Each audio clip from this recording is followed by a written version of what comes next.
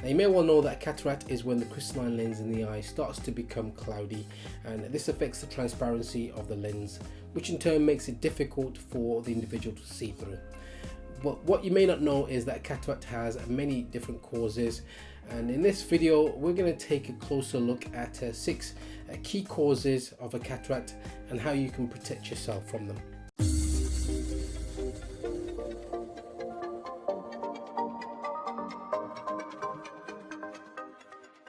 Hey everybody, what's happening? This is Martin's Eye Tips with me, Martin Neguzzi, and on this channel I bring you eye care tips, how-to videos and product reviews, all designed to help you see better, see more comfortably and be less anxious about your eyes. Now if that sounds interesting to you, then please go ahead and subscribe to the channel. Hit that notification bell as well so you get reminded every time I release a new video. Now cataracts are very common, and most of us will know someone who has some degree of cataract. Now if you want to find out a bit more about cataract, I have made a previous video on what a cataract is, and you can catch that in the link just up here in the corner. Now cataracts are classified in 2 categories. So first of all, we have the acquired cataract, which really are cataracts that develop at some stage of life after our birth. Then we have the congenital cataracts, which are cataracts that we are essentially born with. In this video, I'm just going to really concentrate more on the acquired type of cataracts, and we're going to have a look at 6 key acquired types of cataract. Basically because they're just more common, and just to keep the video down to a reasonable length as well. So let's get going. Now in at number 1 we have the age-related cataract, often referred to as a senile cataract in medical terms, and senile really is just a medical word really to describe anything that is old age related. So senile cataract really just comes about as we all get older. The crystalline lens in the eye starts to regenerate. It generates throughout life, but the older cells get pushed towards the center of the crystalline lens, and as a result the lens starts to lose transparency and it starts to take on more of a brown appearance, and it starts to become more cloudy. And our common age for the onset of cataract, age-related cataract that is, it tends to be more from about the age of 60 onwards. Now in terms of prevention, not everybody gets a cataract, and in fact most of us will never need an operation for cataracts, but the best way to protect yourself really is to reduce your exposure to high levels of ultraviolet light, UV, and also blue light as well. And this might mean that you perhaps start to make sure you're using 100% UV blocking glasses, and also blue blocking glasses as well, and your normal optical glasses as well as sunglasses. In at number 2 is the metabolic cataract. Now metabolic cataract is due to a disease process that affects your body's metabolism. And the metabolism is a set of life-sustaining chemical reactions that occur in living organisms. So some diseases affect specific reactions, and this may lead to the formation of a cataract a lot sooner than it perhaps would in the normal age-related process. Now the leading causes of metabolic cataract is by far diabetes. And diabetes really is just a condition that affects how the body metabolizes sugar. In terms of prevention for diabetic individuals, then I'd say if you're somebody who is a type 1 diabetic individual, then you really should be doing everything you can to control your blood sugars as well as possible by taking all the advice from your doctor. If you're somebody who's a type 2 diabetic, then I would say obviously take all of your medications, but I think you also need to be proactively trying to reverse your diabetes by making the necessary lifestyle and dietary changes as well. So there's good evidence to suggest that you can reverse your diabetes, and in doing so you're able to delay and also minimize the impact of diabetes on the formation of cataracts. Now other causes of metabolic cataract include a skin condition that we call atopic dermatitis, and also a condition that we call myotonic dystrophy, which is a muscle condition. Now some of the common links between these metabolic conditions is that they're all largely genetic conditions, although type 2 diabetes is more of an acquired condition as a result of an individual's lifestyle choices. So number 3 is the traumatic cataract. The cataracts that are traumatic can develop as a result of some kind of injury that affects the eye, often years before the cataract itself develops.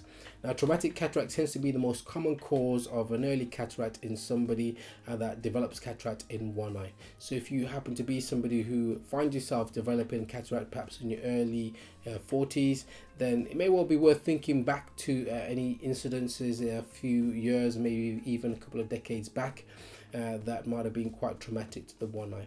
So examples of causes of traumatic cataract include a penetrating injury to the eye and lens, also blunt trauma to the eyes, including things like a tennis ball, cricket balls to the eyes as well.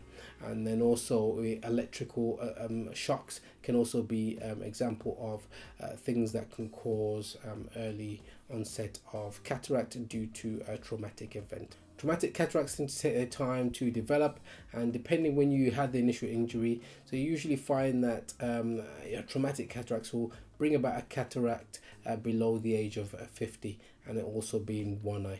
In terms of prevention here, particularly with high risk sports, it's worth doing your research into whether the sports that you engaged in is one of the sports that really can be identified as a high risk for eye related injuries, and then taking the necessary precautions with wearing the protective eye shield, etc., that might help in the event of any injury that occurs to the eye. And also, if you do have an injury to the eye, it's worth making sure that you get seen by an eye care professional or a medical professional fairly soon, even if you feel quite well in yourself, just to make sure that there's no complications that could be dealt with at the time that may result in issues, and also this traumatic type of a cataract developing as well. So in at number 4 is the toxic cataract. Now, the toxic cataract may well sound like something out of an X-Men movie that results in a mutant eyeball, but it actually relates more to the impact of medications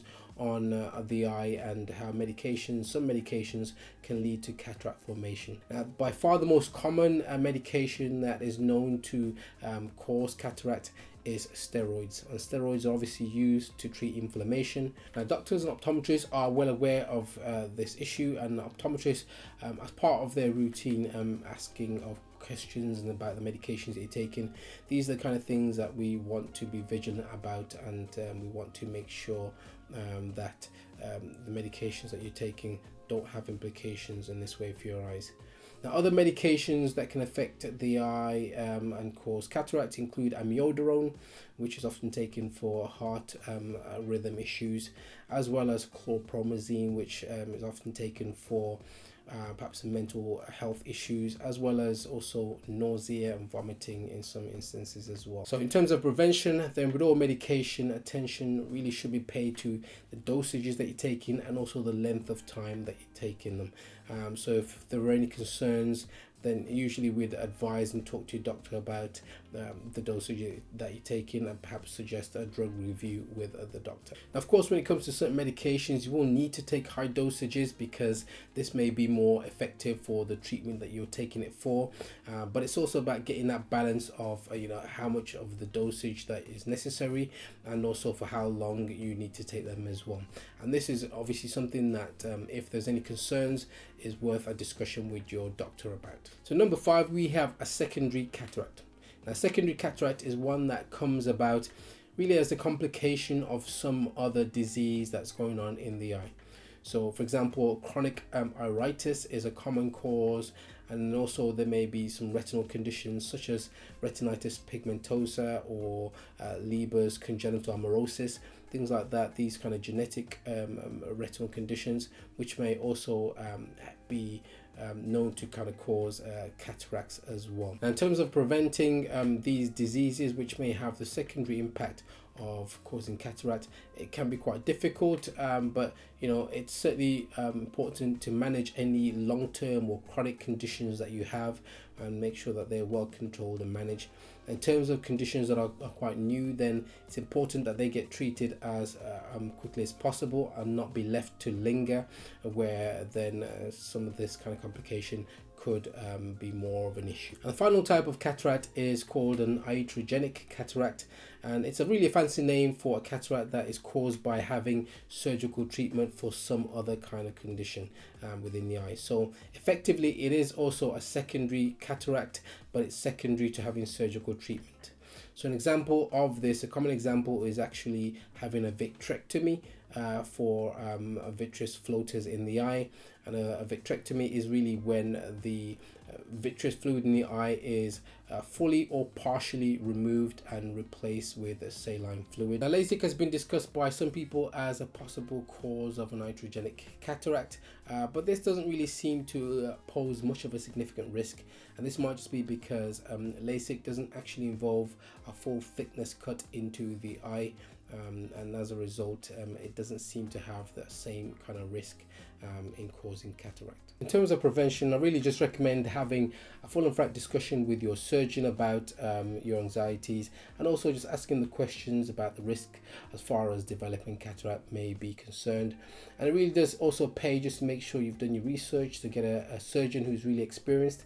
I mean, I think that alone will have the biggest impact on making sure the surgery goes smoothly and minimizing any risk of developing cataract post-operation. So that's been my rundown of the 6 causes of acquired cataract, and I hope you found that helpful and helpful enough to want to stick around and support the channel by liking this video and perhaps even sharing this video as well. And if you did, then also please subscribe to the channel, hit the notification bell as well so you get reminded every time I release a new video. Thank you for watching. Please check out some other videos in the links just to the side, and I look forward to seeing you in the next video. Take care.